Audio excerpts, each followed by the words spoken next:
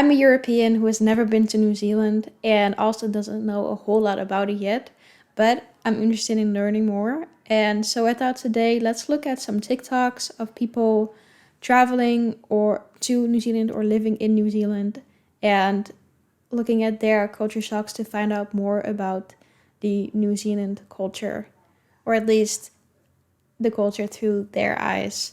So if you have any pointers, if you're from New Zealand, let me know in the comments below and let's just go ahead and get into it. Anyone else move to New Zealand and realise that escalators work differently here too? In Auckland, and I've just used the public transport, and I didn't realise that everyone here stands on the left and has to let everyone pass on the right. In the UK, on the London Underground, you stand on the right and let everyone pass on the left. Why? Why is it different? Yeah, this is the same in the Netherlands. We also stand on the right, and then if you're in a hurry or you just want to walk up the escalator, then you're on the left. I didn't know that was different in New Zealand. Yeah, I also wonder what makes it that certain countries, actually, maybe that's because you drive on the left side of the road, so you stand on the left side of the escalator.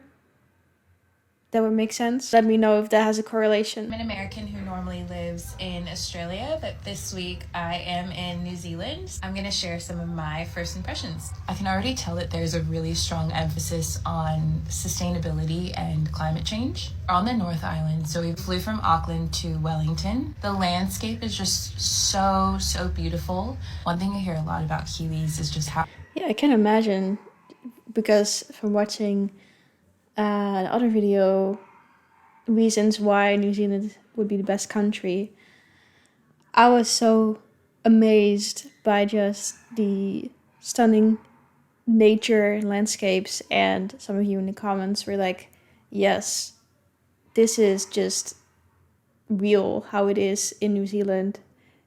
It is as beautiful as you see on here. And I'm like, wow, because you know how some places there'll be pictures and videos and it looks really beautiful, but then you are actually there and you're like, it's not really what I pictured, or what they pictured, they literally pictured, took a picture of and put online. But it seems like in New Zealand it is actually as beautiful as you see online, so that's crazy. How relaxed and chill they are. I can definitely feel that. Like, I can feel that sense of ease here, similar to what I feel when I'm in Australia. That's nice. As a person who's also chill, you just live your life, you let people live their own lives, you just do your thing, no drama. Yeah, no getting aggressive over the smallest things. Yeah, sign me up, because that's my vibe. I actually find New Zealand to be a really creatively inspiring place. Some of my favorite artists come out of New Zealand. Some of my favorite fashion brands like Kowtow come from New Zealand. People have really great style, at least in Wellington where we've been. I just love seeing what people are wearing, so I can't wait to explore more.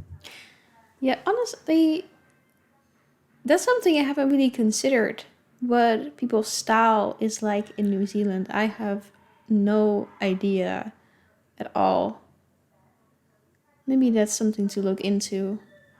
But I can see how it might be, yeah, creatively inspiring because of all the just beautiful nature available. Because nature is a big inspiration to me as well. And I can see how that stimulates the mind. Living in New Zealand for 1 year, this is my completely unhinged opinion. My number one thing is that people are walking barefoot in supermarkets, on the road, anywhere you can think of, people will go barefoot. Yeah, I feel like this might be another case where people say that they walk barefoot and make it seem like everyone does it, but then not actually everyone does it, because we also saw this in the Australia Gochu Shock video that I made, that someone was like, okay, everyone walks barefoot here. But then people in the comments of the video that I made said it's mostly, if people do that, it's mostly in like beach towns or something, so it makes more sense. So I wonder if that's the same case here, where actually not everyone is walking barefoot and it's mostly just around the beach. Which was a shock for me. Second thing is just washing the dishes with that brush, nothing else. I've never seen anybody use anything else. It's just that brush and a little bit of soap. I'm confused. How would you wash the dishes otherwise? Unless you have a dishwasher, but that's the way we do it in the Netherlands as well. Like you just have a dishwash brush and soap, hot water, and you wash the dishes. I'm confused on what other method she's using then. That's all. That's how we wash dishes here.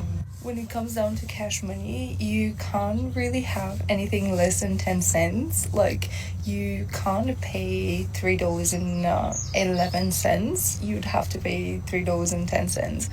You have to round up. Like, you can't break down 10 cents, which is insane because in my country we have 1 cent, 5 cents, like you can play with it. You have 2 cents as well. Like here there's no such thing. Like the lowest that you have is just 10 cents. Yeah, this is, in the Netherlands we have 5 cents, but that's the lowest. I think at one point we had 1 cent, or that was just in Germany, because I think in Germany, it was either Germany or Belgium that I've been to that had 1 cent. I want to say it's Germany that they had it still. But yeah, we do have 5 cents and then it goes up. But honestly, when you have like 1 cent, it's kind of annoying because you can have so many of them and you still can't really do anything with it. And when I would go to, I think it was Germany, and they gave me a 1 cent, I was like, okay, what do I do with this? People call this country boring, even though you have anything and everything that you can do here, from like very luxury accommodations and like horse riding, flying with helicopters and planes and anything you want to. My God, now I want to go horseback riding in New Zealand. That's a new goal of mine now. I hadn't even thought of that. Jets, like anything you want. Just skiing and snowboarding, and at the sea you have surfing, you have anything and everything you want to. But people call this country super boring. Just a couple of things, but I just genuinely believe that New Zealand is one of the best places in the world. Yeah, I could definitely believe that, especially if you love outdoor things and also like winter things, maybe. I know I had one comment of one of you said there were a lot of outdoor things to do, so I definitely would like to experience that in my lifetime as well. I'm an American citizen that just moved to New Zealand. It's been less than a week, and here are top 3 culture shocks coming from the US. Number 1, it's very slow paced here. So Amazon Prime, 2-day shipping, getting things at your doorstep is not normal. They have Amazon here, but you get it from Australia and it could take up to a month. So it really encourages you to support small businesses around here, which I'm totally okay with, living a slower pace of life. I get that sometimes you just want something and you want that the same day or like really soon. And I also have that sometimes. Then on the other hand, sometimes I'm thinking about it, I'm like, it's not really natural or something. And I can see how if you live a more slow-paced life, you admire things more and you admire the little things more. Yeah, I don't know. I kind of like that idea of the process of something bringing you joy. And I think it's those little things in life that really make a difference in your overall happiness. I don't know how we got here from like talking about Amazon delivery, but anyways, I do like a slow pace of life in general. Number 2, things not being as accessible. In the US, you can get blueberries any time of the year. They don't taste the best, but you can. Raspberries, just small things like that. Here, it's literally like quadruple the price. Oh. I was like, what is that thing? As a kid. From what I've heard, no one even wants to buy fruit that's not in season because it doesn't taste as good. In the US, you have them in stores all the time. I don't even know what's a fruit that's in season and what a fruit that's not in season is because we're so used to just having them all the time. Yeah, I don't know really what's the point of that either. I think here in the Netherlands we have that as well. We have them all year round. But then of course, when it's actually the fruit season, it tastes a lot better. So I could see how there's really no real point in getting the fruit out of season, and so there's no real point of having it when it's not in season. Number 3, the cost of living. I get this question a lot. It's pretty like comparable to the US, I would say. Certain things are cheaper, obviously some things are more expensive.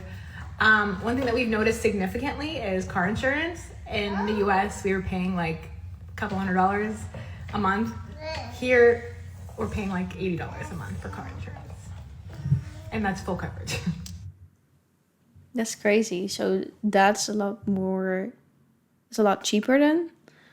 Yeah, I wonder as well what the comparison would be with the US expenses and New Zealand expenses, but then also, of course, their income and just how affordable it is in general. I don't really know. If you know, let me know in the comments below. Want to know another culture shock as an American living here in Aotearoa? It is this word right here. In case you didn't see the video that went viral a couple years ago when I first went to Kmart and discovered this word when I bought these guys, I had never heard this before because in the States, we call all of these ornaments. I realized that I needed to go this year to get more, and I completely forgot that I was going to run into my arch nemesis again and have to pronounce this word. A lot of people on here have been telling me how to pronounce it, but I must say, I feel like this word works really well when you have an accent that is from New Zealand.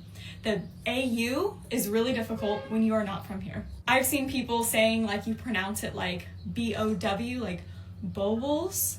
Which is not bad, but I still feel like I'm saying it wrong. I don't know, guys. I don't know if I can ever really jump in and say this word because to me, I think this will forever be ornaments. What is an ornament to you guys though? Like, is it just the fancier ones and not just the simple ones that go around your tree? What is an ornament? Does that word even exist here? I honestly have no idea. But to me, these are all ornaments. I said it. Yeah, I have no idea if you guys have the word ornament or not. But I guess it makes sense to call them like, I guess it's kind of like a bubble. It's a bubble because it's round.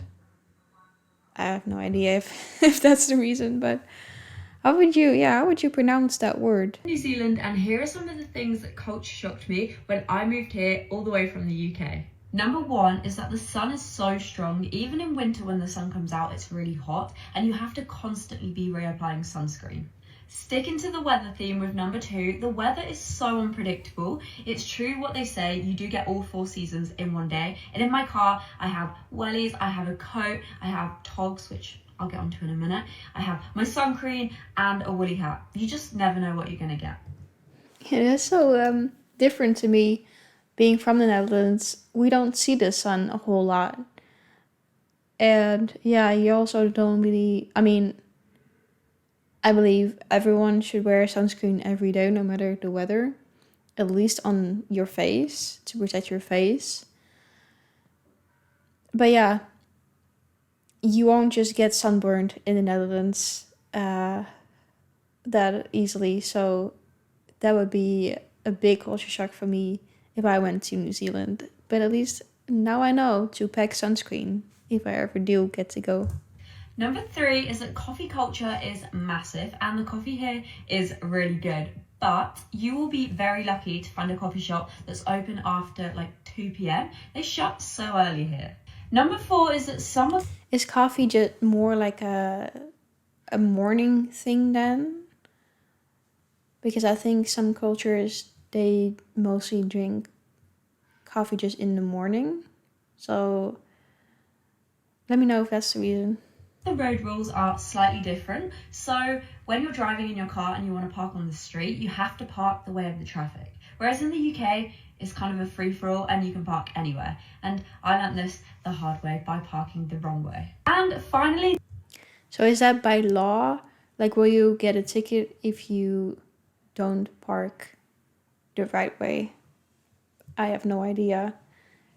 So, but how does that work when you are on the opposite side of the road? And you need to like park the way you're coming? Then do you just go across the road and park like that? Or how does that work? The language Kiwis use is slightly different. They say chips instead of crisps. They say jandals instead of flip-flops. They say togs instead of swimsuits. And they say lollies instead of sweets. If you have any other questions, feel free to comment them down below. So lollies is used for all types of sweets, like candy. Is that like interchangeable? You can say lollies instead of candy? And if you're thinking about doing a working holiday visa here in New Zealand, do it. It's such an amazing place and I'm sure you'll love it. Yeah, I hope one day I get to visit as well as Australia, but I definitely want to visit New Zealand as well. And it seems wonderful from all these clips that we've seen. And also the other video that I watched. It seems like such a beautiful country. And I'm sure we've just tipped the surface on all there is to know about New Zealand. If you have any video recommendations for me, leave it down in the comments below. And I'd love to check those out as well.